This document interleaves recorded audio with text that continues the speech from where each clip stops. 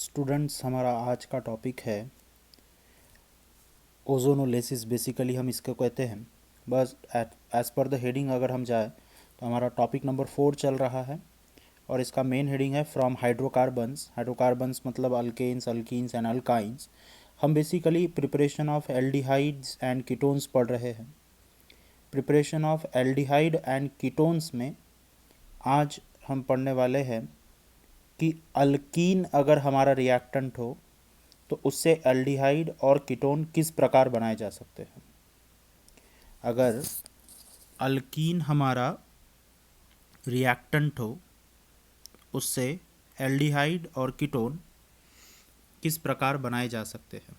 ठीक है, अल्कीन से एल्डिहाइड या कीटोन्स बनाने का सबसे बढ़िया तरीका है हमारे पास ओजोनोलिसिस।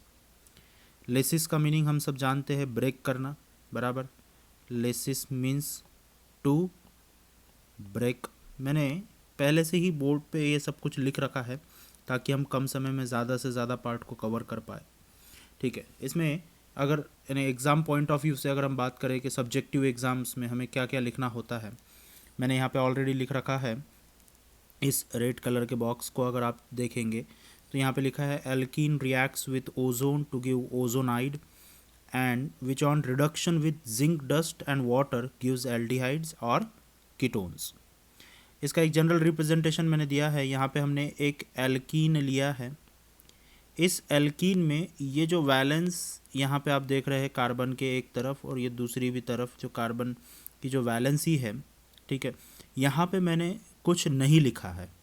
मतलब कि यहाँ पे अल्काइल ग्रुप भी हो सकते हैं या फिर हाइड्रोजन्स भी हो सकते हैं।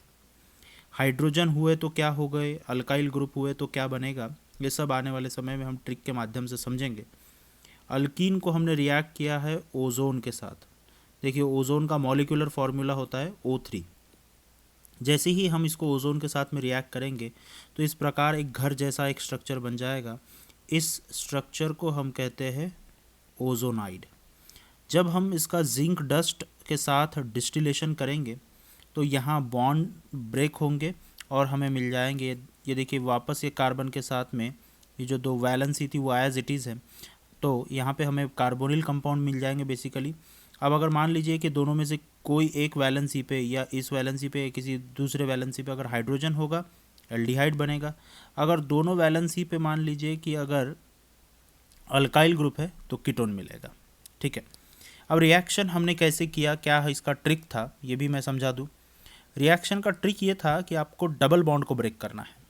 डबल बॉन्ड को ब्रेक करना है और उसके दोनों तरफ आप जो कार्बन, ऐसा कार्बन एटम जिसके पास में डबल बॉन्ड था, उसके उस डबल बॉन्ड को ब्रेक करने के बाद दोनों तरफ आपको ऑक्सीजन एटम लगा देना है। जैसे कि मैंने यहाँ पे एक करके बताया, CH3CH डबल बॉन्ड CH2। देखिए मैंने यहाँ पे डबल बॉन्ड को ब्रेक करा है, एक तरफ मैंने ऑक्सीजन लगा दिया, दूसरे भी तरफ ऑक्सीजन लगा दिया है। अब ये यहाँ पे मैंने ओजोन, जिंक और ये H2O यहाँ हम ऐड करेंगे H2O। वो जैसे ही इसका जिंक डिस्टिलेशन करेंगे हम जिंक के साथ में, तो यहाँ देखिए मल बन रहा है CH3CH। बेसिकली आप अगर ये समझ पा रहे हैं तो यहाँ ये जो पार्ट है CH3CH जो दो वैलेंसी पे लगा हुआ था इस कार्बन के, उस पर कोई फ़र्क नहीं पड़ा है, सिर्फ हमने डबल बॉन्ड को ब्रेक किया और उसके तरफ क्या लगा दिया है, ऑक्सीजन। सिमिलरली जो दूसरी तरफ है हमारे पास में, यहाँ पे जो दो हाइड्रोजन एटम्स प्रेजेंट है, इन हाइड्रोजन्स पे भी कोई प्रॉब्लम नहीं हुआ है और यहाँ पे हमने ऑक्सीजन एटम लगा दिया। तो बेसिकली हमने किया क्या है, डबल बॉन्ड को ब्रेक किया और दोनों तरफ ऑक्सीजन ऑक्सीजन लगा दिए। तो यहाँ पे एक हाइड्रोजन प्रेजेंट होने के कारण ये जो कंपाउंड हमने बनाया है, इस कंपाउंड को कहते हैं हम एसेटल डिहाइड। जो दूसरा है यहाँ पे भी एक हाइड्रोजन है तो और इसे हम कहते हैं फॉर्मल डिहाइड। ठीक है, तो हमने दोनों भी हाइड्रोजन बनाए, सॉरी दोनों भी हमने एल्डिहाइड बनाए हाइड्रोजन होने के कारण। अब दूसरा ये प्रॉब्लम आता है कि ये कैसे पहचाना जाए कि प्रोडक्ट एल्डिहाइड बनेगा, कीटोन बनेगा या दोनों का मिक्सचर बनेगा। ऐसे कंडीशन में मैं एक ट्रिक नंबर 2 आपको दे रहा हूँ, प्रेडिक्शन ऑफ प्रोडक्ट कैसा पहचाना जाए।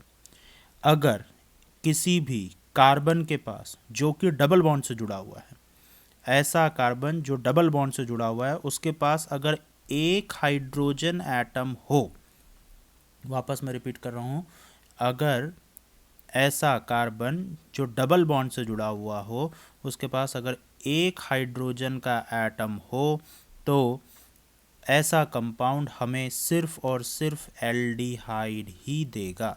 क्या देने वाला है? एल्डिहाइड। फॉर एग्जांपल देखिए, मैंने यहाँ पे एग्जांपल लिखा है CH2 डबल बॉन्ड CH2। दोनों कार्बन्स के पास में हाइड्रोजन है, हमें तो एक चाहिए मिनिमम, यहाँ पे तो दो दो है।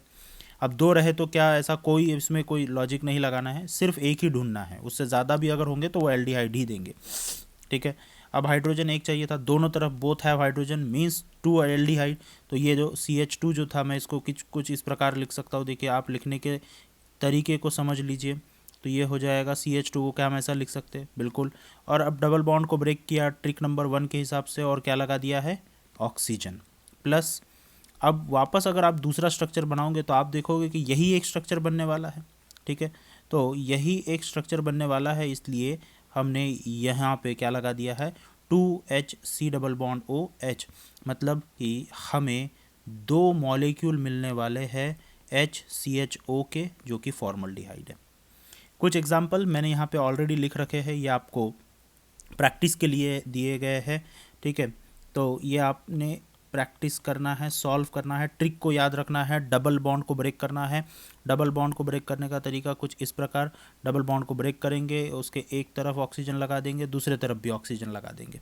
अब दूसरा एक और ट्रिक मैंने आपको दिया है कि अगर डबल बॉन्डेड कार्बन के पास में हाइड्रोजन है तो ऑब्वियसली वो आपको क्या देने वाला है? एल्डिहाइड। तो यहाँ पे अगर हम देखते हैं तो इस वाले कार्बन के पास में हाइड्रोजन है, मतलब यहाँ पे हमें एक एल्डिहाइड मिलेगा और एक कीटोन मिलेगा, क्योंकि हाइड्रोजन नहीं है। अगर हाइड्रोजन ना हो तो कीटोन, और हाइड्रोजन हो तो एल्डिहाइड। चलिए बढ़ते हैं हम हमारे नेक्स्ट टॉपिक की तरफ, और वो है हमारा मैकेनिज्म ऑफ ओजोनोलिसिस। पहली बात, मैकेनिज्म एग्जाम्स में पूछा नहीं जाता है, ठीक है। बट ये मैकेनिज़्म अगर हमें पता है तो हम बहुत आसानी से रिएक्शंस को कर सकते हैं, सॉल्व कर सकते हैं। किसी भी तरह के, किसी भी लेवल के, IIT JEE के, नीट के और भी कई सारे एग्ज़ाम्स के हम क्वेश्चंस को ईजीली क्रैक कर सकते हैं अगर हमें मैकेनिज़्म पता है तो। मैंने यहाँ पे लेविस स्ट्रक्चर ड्रॉ किया है ओजोन का, ठीक है। यहाँ पे आप देख पा रहे हैं कि सभी के ऑक्सीजन के ऑक्टेट कंप्लीट करने की कोशिश की गई है, और इस वजह से किसी एक ऑक्सीजन के पास में नेगेटिव चार्ज है और किसी के पास में पॉजिटिव, ये रेजोनेंस कर जाएगा और रेजोनेटिंग स्ट्रक्चर बन जाएगा। अब देखिए कि एक ऑक्सीजन जिसके पास में निगेटिव चार्ज है, निगेटिव चार्ज है, इसका मतलब ये हुआ कि इसके पास इलेक्ट्रॉन डेंसिटी ज़्यादा है। इलेक्ट्रॉन डेंसिटी ज़्यादा होने का मतलब ये हुआ, इलेक्ट्रॉन डेंसिटी ज़्यादा है। इलेक्ट्रॉन डेंसिटी ज़्यादा होने का मतलब ये हुआ कि ये ऐसे जगह पे अटैक करेगा जहाँ पे इलेक्ट्रॉन डेंसिटी कम हो, मतलब कि पॉजिटिव चार्ज पे अटैक कर देगा। Attack eight positive charge. Positive charge पे अटैक करने वाली स्पेसीज को हम कहते हैं न्यूक्लियोफाइल। बहुत ही बढ़िया। पॉजिटिव चार्ज पे अटैक करने वाली स्पेसीज को हम क्या कहते हैं? न्यूक्लियोफाइल, बराबर। तो अब एक एंड हमारे पास ओजोन का आ चुका है जो कि क्या है? न्यूक्लियोफाइल। बट एक पे पॉजिटिव चार्ज ऑक्सीजन, ओजोन का एक ऑक्सीजन जिस पे नेगेटिव चार्ज, न्यूक्लियोफाइल कहेंगे। ऑक्सीजन, ओजोन का एक ऑक्सीजन जिस पे पॉजिटिव चार्ज, उसे हम कहेंगे इलेक्ट्रोफाइल। मतलब ओजोन के मॉलिक्यूल के अंदर हमारे पास दो तरह के एंड है, एक है इलेक्ट्रोफिलिक एंड और एक है न्यूक्लियोफिलिक एंड। क्लियर होगी बात? चलिए मैकेनिज्म की तरफ बढ़ते हैं। ये लिविस स्ट्रक्चर ऑफ ओजोन का मैकेनिज्म से कोई लेना देना नहीं था। मैकेनिज्म में हमने एज इट इज़ एक एल्कीन लिया जो पहले हमने ऑलरेडी ले रखा था, O3 हमने इसके साथ में रिएक्ट किया। अब देखिए मैंने यहाँ पे एक रेड इंक से जो है बॉन्ड बताया है, ये एक पाई बॉन्ड है। जो ब्लैक इंक से बताया है वो सिग्मा बॉन्ड है। हम चाहे जिसे भी कंसिडर कर सकते हैं, मैं रेड इंक से इसलिए कह रहा हूँ क्योंकि ये समझने के लिए और देखने में आसानी होती है, ठीक है। अब पाई बॉन्ड ईजीली ब्रेक होते हैं, अल्कीन की रिएक्टिविटी ज़्यादा होती है, ठीक है। अब ये ईजीली ब्रेक होंगे मतलब ये दोनों में से किसी एक कार्बन को मिल सकते हैं, ये रिएजेंट के ऊपर डिपेंड करेगा। मान लीजिए कि हमने जो है ये पाई बॉन्ड को इस वाले कार्बन पे ब्रेक करवा दिया, मतलब ये वाले कार्बन पे चार्ज क्या फॉर्म हो गया? नेगेटिव। अब हमारे पास ओजोन के दो एंड है, पॉजिटिव और निगेटिव। हम निगेटिव वाले पे ज्वाइन कर देंगे हमारा पॉजिटिव वाला एंड। अब जैसे ही ये बॉन्ड बन जाएगा तो इनके जो चार्जेस है वो यहाँ से चले जाएंगे और इस तरह का एक स्ट्रक्चर बन जाएगा। ये जो स्ट्रक्चर है ये सेम साइड से अटैक करता है, ठीक है, इस बात का ध्यान रहे कि ये सेम साइड से अटैक करता है और इसलिए ओजोन की जो एडिशन होती है उसे हम कहते हैं सिन एडिशन। ओजोन की जो एडिशन होती है हम उसे क्या कहते हैं, सिन एडिशन।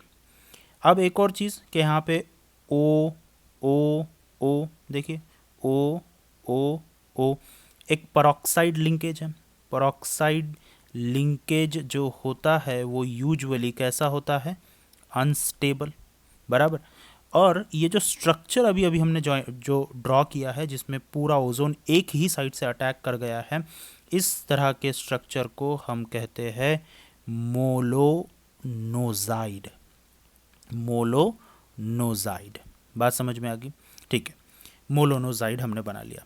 वापस अब हम इसी स्ट्रक्चर से शुरुआत करते हैं। देखिए मैंने यहाँ पे लोन पेयर्स हर ऑक्सीजन के साथ में बताई है, लोन पेयर पे खासा ध्यान रखें, यही इंपॉर्टेंट है। ये स्ट्रक्चर में अब देखिए कि ये अनस्टेबल, हमने कहा कि ये परऑक्साइड लिंकेज होने के कारण अनस्टेबल है, मतलब स्टेबिलिटी गेन करेगा। अब स्टेबिलिटी ये गेन कैसे करेगा, यहाँ जो कार्बन कार्बन का जो सिग्मा बॉन्ड है, ठीक है, और ऑक्सीजन के साथ में ये सिग्मा कन्वर्ट हो रहा है किस में, पाई बॉन्ड में। Sigma bond converts to pi bond, देखो यहाँ पे कन्वर्जन मैंने बता दिया।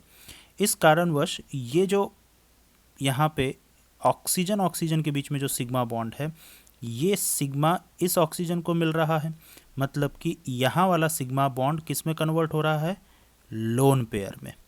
एक सिग्मा कन्वर्ट हुआ पाई में और एक सिग्मा कन्वर्ट हुआ लोन पेयर में, और इस कारण से यहाँ पे बन गए हैं फ्रैगमेंट्स, ये दो हिस्सों में टूट गया। देखिए ये बॉन्ड तो ब्रेक कर दिया ना अब हमने, ठीक है, यहाँ पे हमने बना लिए हैं फ्रैगमेंट्स।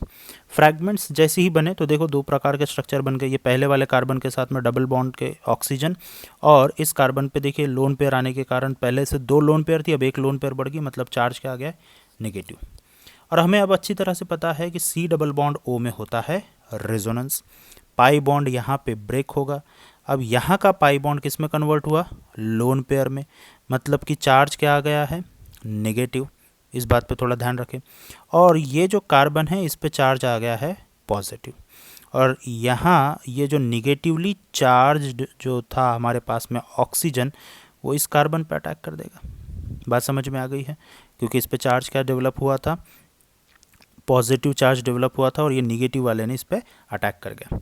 और जैसे ही अटैक होगा, देखिए मैंने इस ऑक्सीजन को जोड़ दिया कार्बन को, ये वाला वो ऑक्सीजन था। मैं नंबरिंग कर देता हूँ हमारे थोड़े से बेटर अंडरस्टैंडिंग के लिए। ये हो जाएगा नंबर 1 का कार्बन, 2 का कार्बन, और सॉरी ऑक्सीजन, और इसे कह देता हूँ मैं नंबर 3 का। तो देखिए नंबर 2 वाला जुड़ गया है ये वाले कार्बन से, नंबर 1 वाला यहाँ पे है, और ये है नंबर 3 वाला ऑक्सीजन। इस प्रकार का एक जो स्ट्रक्चर बन जाता है हम इसे कहते हैं ओजोनाइड। हम इसे क्या कहेंगे, ओजोनाइड, ठीक है। बात समझ में आ रही है, कोई तकलीफ नहीं है, धीरे धीरे समझना है सभी को।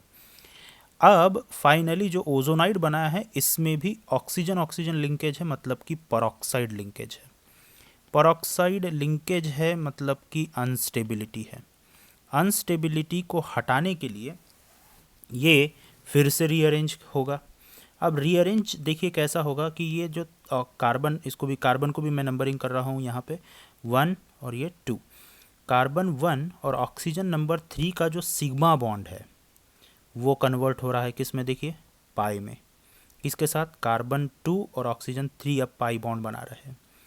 इस कारणवश जो कार्बन 2 और ऑक्सीजन 2 में जो सिग्मा बॉन्ड था, ठीक है, वो अब सिग्मा बॉन्ड किस में कन्वर्ट हो रहा है, लोन पेयर में। बहुत ही बढ़िया। जैसे ये लोन पेयर में कन्वर्ट होगा निगेटिव चार्ज आ जाएगा, और इसलिए यहाँ से ये अपने इलेक्ट्रॉन किसे दे देगा, तो मतलब कि ये सिग्मा बॉन्ड अब कन्वर्ट हो रहा है किस में, पाई बॉन्ड में। समझ में आया, सिग्मा पाई में कन्वर्ट हुआ, सिग्मा लोन पेयर में कन्वर्ट हुई, और अब ये सिग्मा किस में कन्वर्ट हो गया, पाई। इस रीअरेंजमेंट के कारण ये जो ऑक्सीजन नंबर 2 है ये बाहर निकल जाएगा, इसके पास में देखिए 2 लोन पेयर थी, एक लोन पेयर आपने दे दिया। यहाँ से ये जब निकल रहा था तो ये खाली ऑर्बिटल लेके निकल के आ गया, मतलब कि एक एम्प्टी ऑर्बिटल है, और इसी को हम कहते हैं नैसेंट ऑक्सीजन। और नैसेंट ऑक्सीजन काम क्या करता है, तो हमें सभी को पता है कि नैसेंट ऑक्सीजन काम करता है ऑक्सीडेशन का। किसका काम करता है? ऑक्सीडेशन, ठीक है। और ये जो जिंक है ये इसी ऑक्सीजन को अपने साथ कंबाइन करके क्या बनाता है? ZnO, ताकि फर्दर ऑक्सीडेशन ना हो पाए। अब हम फर्दर ऑक्सीडेशन क्यों रोक रहे हैं? क्योंकि हमें पता है कि अल्डिहाइड अगर कभी प्रेजेंट होगा उसका फर्दर ऑक्सीडेशन होगा और वो क्या बना लेगा? Carboxylic acid. इसीलिए जब जब रिएक्शन जिंक के साथ में होती है ऐसे ओजोनोलिसिस को हम क्या कहते हैं? Reductive ozonolysis. मतलब ओजोनोलिसिस के 2 प्रकार, रिडक्टिव और ऑक्सीडेटिव। अगर जिंक यूज़ किया या डाईमिथाइल सल्फाइड, ये जो मैंने यहाँ पे लिखा है इसको हम कहते हैं डाईमिथाइल सल्फाइड, ये अगर हम यूज़ करेंगे तो ये ऑक्सीजन के साथ में कंबाइन हो जाएंगे। जिंक यूज़ करेंगे तो जिंक ऑक्साइड बनाएगा, डाईमिथाइल सल्फाइड यूज़ करेंगे तो DMSO हमने इसके पहले पढ़ा था, डाईमिथाइल सल्फोक्साइड बन जाएगा, ठीक है। और बचा हुआ स्ट्रक्चर जो है हम उस पर बात कर लेते हैं कि ये जो डबल बॉन्ड यहाँ पे बन जाएगा तो यहाँ पे ये एक कार्बोनिल कंपाउंड, और ये दूसरी तरफ जो डबल बॉन्ड बन रहा है उससे भी एक क्या बन जाएगा? Carbonyl compound. मतलब कि 2 कार्बोनिल कंपाउंड बनेंगे। अब वो डिपेंड करता है कि इन 2 वैलेंसीज पे क्या लगा हुआ है, जो कि मैंने ट्रिक नंबर 2 में आपको बता दिया। अगर जहाँ कहीं पे भी डबल बॉन्डेड कार्बन के साथ में एक हाइड्रोजन होगा, एल्डिहाइड बनेगा। एक भी हाइड्रोजन नहीं होगा तो फिर कीटोन बनेगा। आई होप आपको ये मैकेनिज़्म भी समझ में आ चुका है। बड़ा इजी मैकेनिज़्म है, ध्यान से इसको एक बार वापस से रिकॉल कर लीजिए, वापस से एक बार देख लीजिए, बड़ा आसानी से आपको ये समझ में आ जाएगा। Thank you.